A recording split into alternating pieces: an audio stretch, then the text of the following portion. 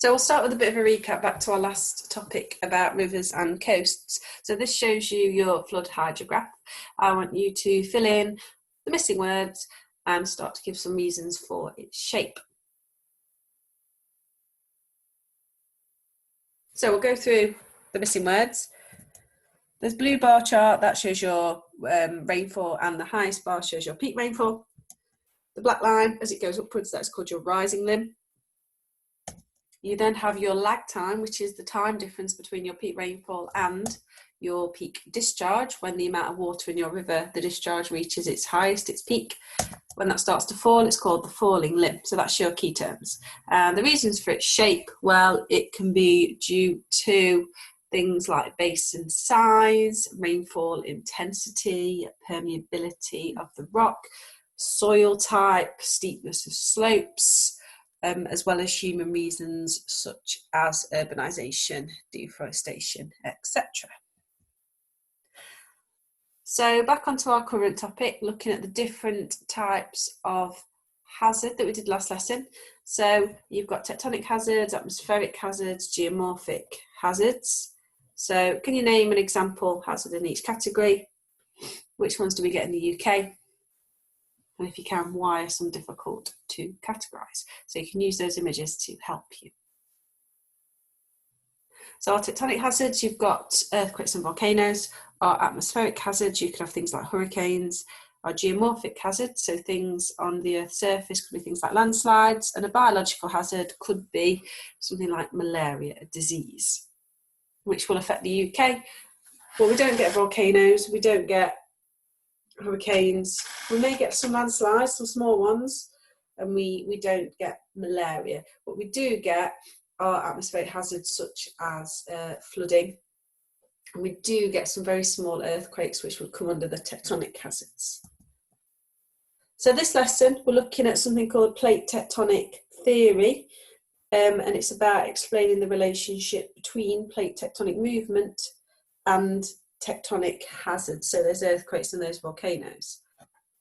We're on our second bullet point here, looking at tectonic hazards, so our type of hazard due to movement of the Earth's surface, and we're looking at the theories today, and we'll also start to look at the global distribution of those earthquakes and volcanoes and how they link to plate margins.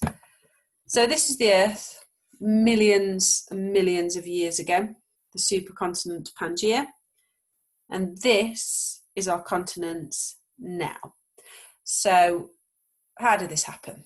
How did we go from this millions of years ago, hundreds of millions of years ago, to this today? And we have three theories. So I want you to think which is the theory is the best explanation and why.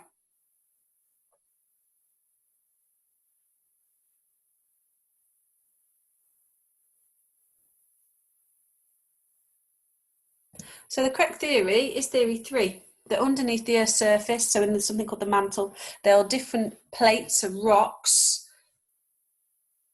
that fit together like a jigsaw piece. These plates are constantly moving, only like 2 centimetres a year, not very much, and they sit on top of these plates, and those continents get moved because the surface of the Earth is moving, and that's what we're going to look at during this lesson.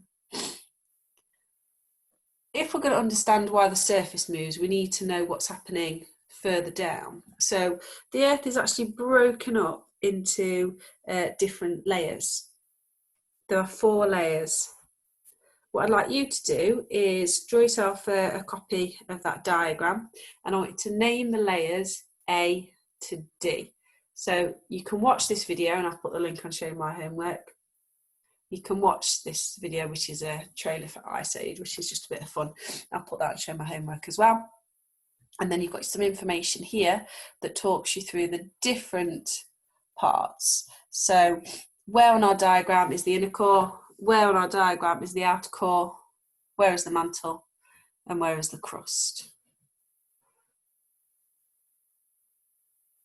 So A, that is your inner core, the centre of the Earth, the hottest part.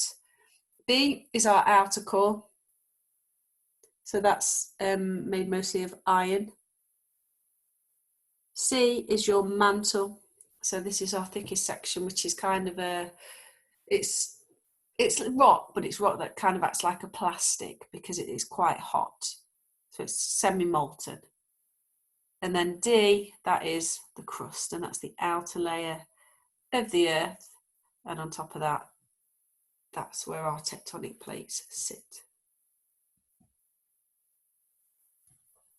So now that you've got the basic layers of the Earth, see if you can add on the asthenosphere. So the asthenosphere is the upper part of the mantle, which deforms a bit like a plastic. So where do you think that sits on your diagram? You can then add a bit more detail to each layer, saying whether you think it's solid, molten, or liquid. So you can use the information from the video, and you can use the information that's here as well. You can then start to think about how the temperature changes. So where is the hottest layer? How does the temperature then change?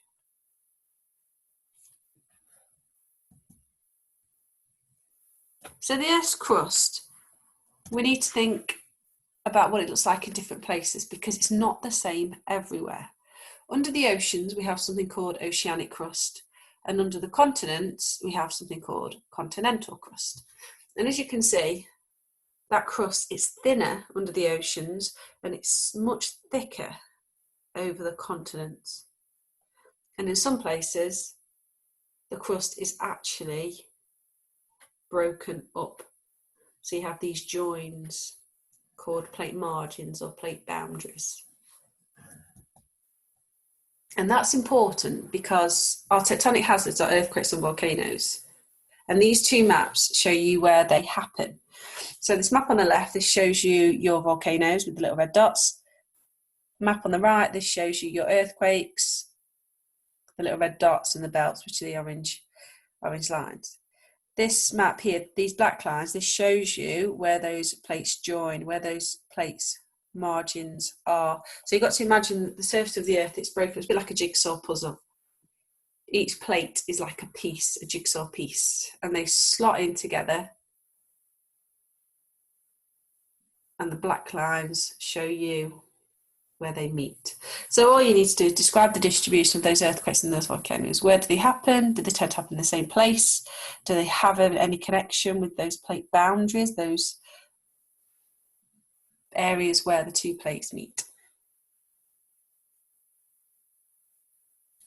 So hopefully from that you can see that actually our earthquakes and our volcanoes, they do occur along those plate margins or those plate boundaries. Earthquakes are found along every single type of margin. Some places they're stronger than others, and we'll look at that in later lessons. Volcanoes, however, they don't occur along every boundary. They only occur along select types, and we'll look at the reasons why next week.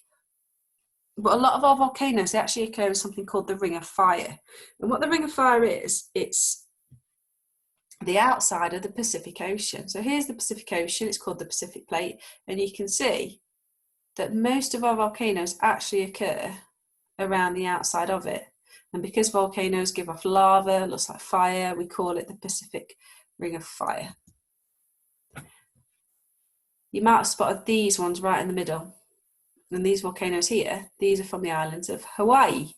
And although Hawaii is not on a plate margin, Hawaii actually sits above a very, very hot part of the mantle. So hot, in fact, that it literally melts the surface, creating these volcanoes in the middle of the Pacific Ocean, even though we don't have a plate margin there.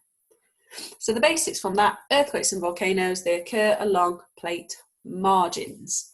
And each of those plates, they have a specific name. We are here, look, we're on the Eurasian plate, the African plate over Africa, North American plate, South American plate, Antarctic plate, Pacific plate, Indo-Australian plate.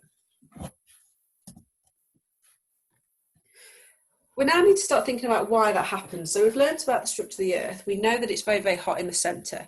We know that you've got the solid crust on the outside of the Earth. Underneath that, you've got this semi-molten mantle. Semi-molten means that it can move. And it moves in a specific way. So the first reason why the surface of our Earth moves is something called convection currents. And this happens because hot things rise. So parts of the mantle are heated up. That then rises upwards. It hits the surface of the earth where the crust is, where the plates are, and it's forced outwards. As it's forced outwards, it actually drags with it the surface of the earth. It drags with it the plate, causing it to move. Eventually it cools and it sinks, and it can drag that plate down with it in some sections. But that's only one cause. Another cause is something called ridge push. So where you've got a plate boundary, where two plates meet, what happens is that magma can actually push up part of the crust.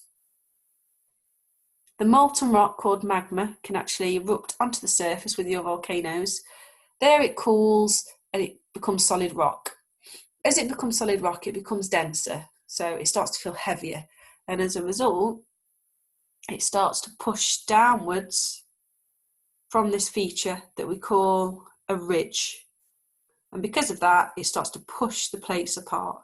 It pushes away from a ridge, so we call it ridge push.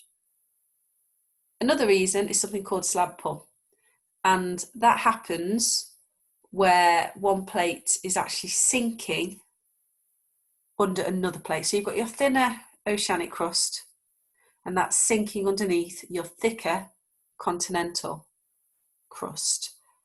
And as it pushes underneath, due to gravity, it gets pulled down, and as it gets pulled down, it drags, or it pulls the rest of the plate with it. So we call it slab pull. What I'd like you to do is you can draw yourself a version of that diagram, and then I want you to tell me, well, why do tectonic plates move?